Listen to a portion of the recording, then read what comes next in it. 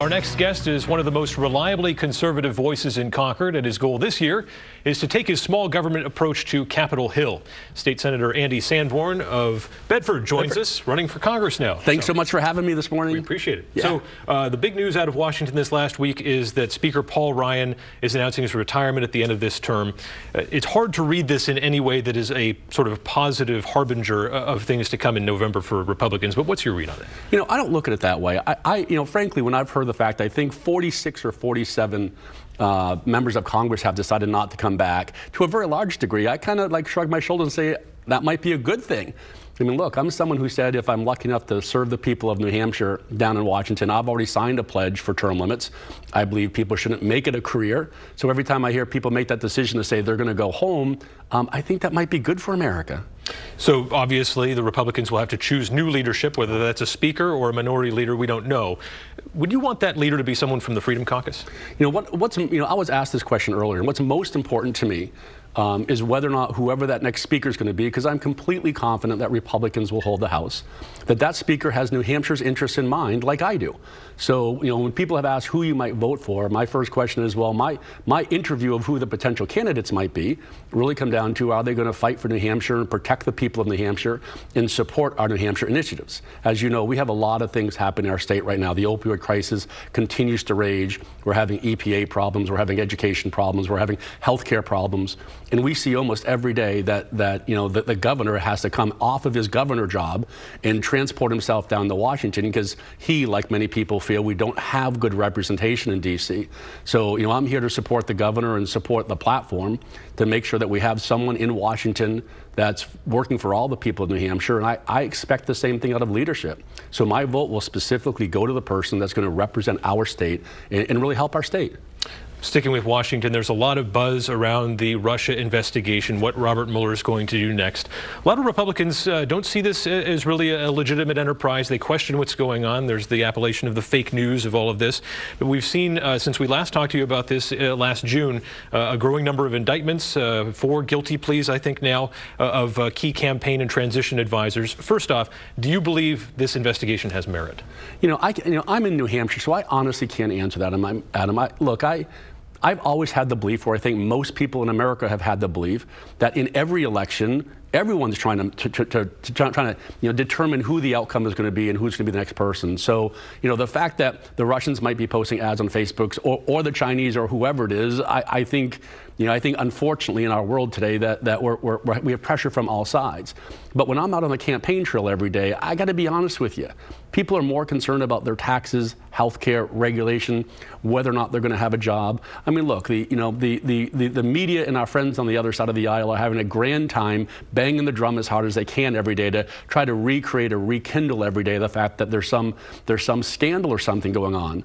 But if they took the time to go out and talk with people who are working for a living, they want to know if they're going to have enough money to retire, or if they can afford to send their kids to college, or whether or not we're going to balance the budget. We're facing almost a $20 trillion debt today, and I think that's more important. I'd love to see the media and my friends on the other side of the aisle, pivot back to what's really important to the people of America, and then I think we can get something done. To be fair, the president does tweet about the Russia investigation almost every morning.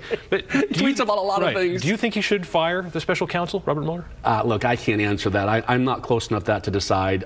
This is a constitutional question. I mean, you're somebody who's a liberty-loving conservative. Yeah. Obey the rule of law. So on a sheer constitutional basis, you're right, because the Constitution is very important to me.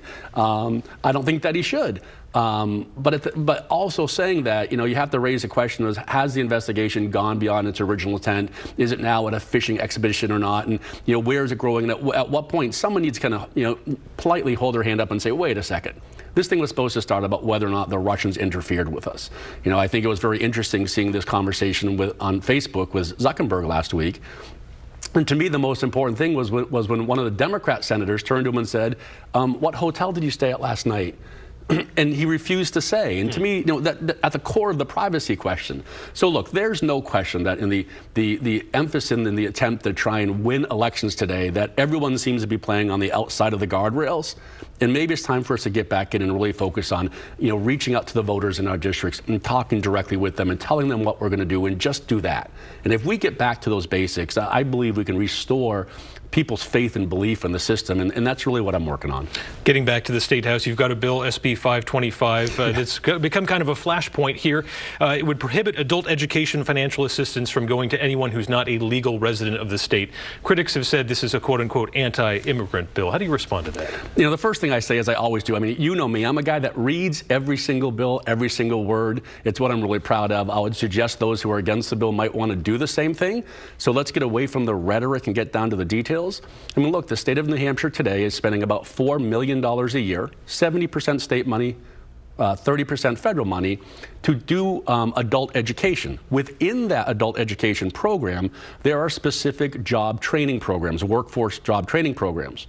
When the feds made this program underneath President Obama, they left blank, you know, what they call silent, as to whether or not that money should be used to do specific job training programs for people who are not legally allowed to have a job.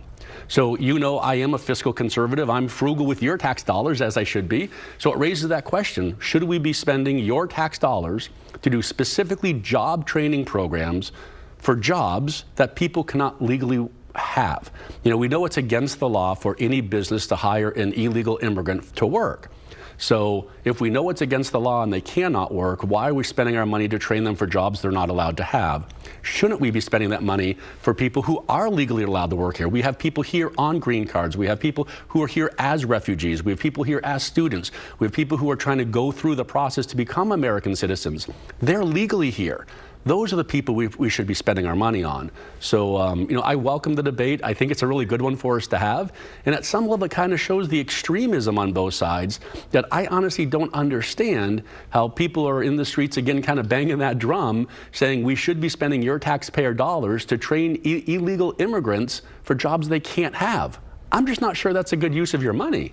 We do want to ask you about something we have not had a chance to ask you about yet, which is back in December, amid all of this focus on workplace behavior and things like that, you admitted to an incident in 2013 in which you used, quote, crass language in front of a couple of Senate staffers and also your wife.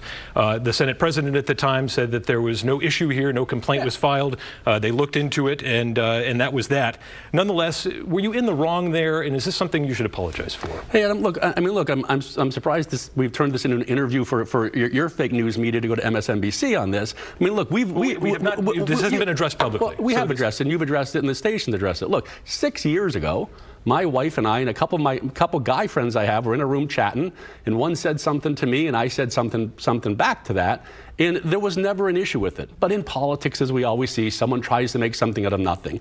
I mean, look, no one ever filed a complaint. No one ever did anything wrong. But in politics today, we all have political enemies who are always trying to create something out of nothing and try to report on that. So, you know, it's not something that, again, there was never a complaint. There was never anything wrong. Have I been known to be a little crass? I mean, look, you know I own a sports bar.